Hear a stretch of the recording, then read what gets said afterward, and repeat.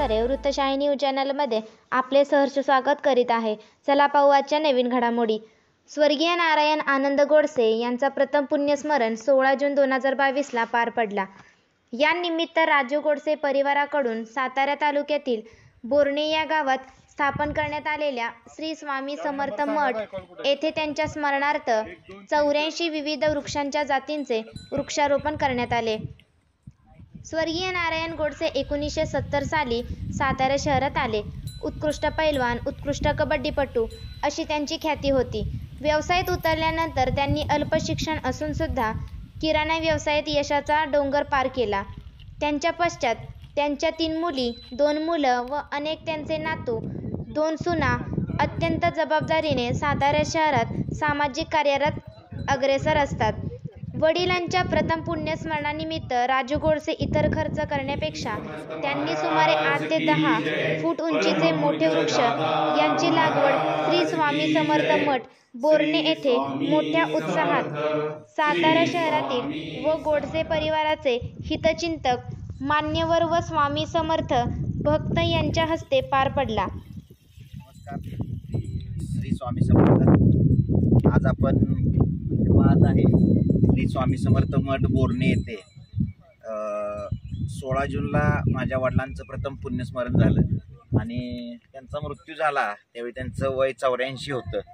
आज आम्ही इथं स्वामी समर्थ मठ बोर्णे येथे आम्ही विविध चांगल्या प्रकारच्या झाडांची, म्हणजे साधारण त्याची उंची 8-8 फूट आहे आणि त्या सगळ्या झाडांची आम्ही इथं वृक्षारोपणाचा कार्यक्रम घेतलेला आहे आणि त्याचं संगोपन इथं केलं जाणार आहे। त्याचं ड्रीप इरिगेशन पण करून ठेवलेलं आहे आणि या झाडांना जगवायची जबाबदारी आम्ही आमच्या कुटुंब आणि स्वामी समर्थ मठ बोर्णे येथील सर्व स्वामी समर्थ भक्तांनी घेतलेले आहे।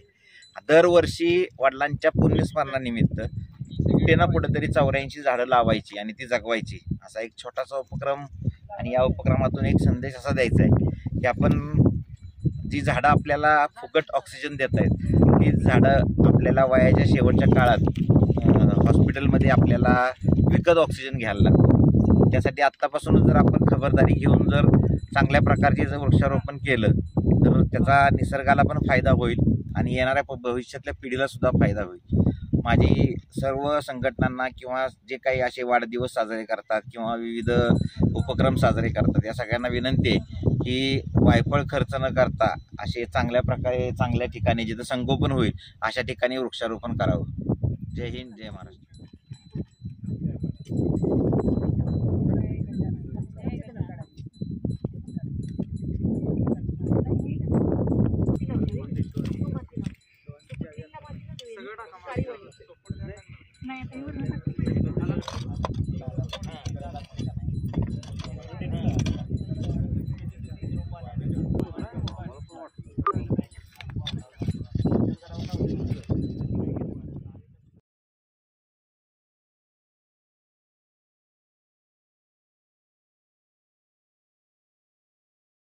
आमचे मित्र सन्माननीय राजू गोडसे यांचे वडील दादा गोडसे यांच्या स्मरणार्थ आज या ठिकाणी वृक्षारोपणाचा कार्यक्रम आम्ही सर्वांनी मिळून आणि विशेषतः गोडसे कुटुंबियांनी घेतलेला आहे। दादांच्या 84 वर्षाच्या आयुष्यात त्यांनी अतिशय चांगल्या पद्धतीने जीवन जगले। एक आदर्श व्यक्तिमत्व म्हणून सातारा शहर त्यांचं गावसुद्धा त्यांच्याकडे आदर्श व्यक्तिमत्व म्हणून आमच्यासाठी सुद्धा तरुणांना सुद्धा दादा हे आदर्श म्हणून व्यक्तिमत्व होते। त्यांनी सातत्यानं आम्हाला वेगवेगळ्या स्तरावर मार्गदर्शन केलेलं आहे। एक आमच्या पाठीशी खंबीरपणे दादा उभे राहिलेले आहेत म्हणून त्यांच्या 84व्या वर्ष आयुष्यामध्ये त्यांनी जे कार्य केलं ते आमच्या सर्वांच्या स्मृतीत राहावे यासाठी आम्ही 84 झाडाचं आज या ठिकाणी वृक्षारोपण या मठामध्ये केलेलं आहे। ही 84 झाडं आम्ही जगवण्याचा निर्धार केलेला आहे। त्याच पद्धतीनं वेगवेगळ्या ठिकाणी सुद्धा भविष्यात वेगवेगळ्या स्तरावर आम्ही झाडं लावणार असून त्याचं सुद्धा चांगल्या पद्धतीनं संगोपन करण्याचा आम्ही निर्णय घेतलेला आहे। गोडसे कुटुंबियांच्या बरोबर आम्ही सर्वजण कायम बरोबर आहोतच आणि दादांच्या स्मृतीला सुद्धा या निमित्तानं मी सर्वांच्या वतीने विनम्र अभिवादन करतो।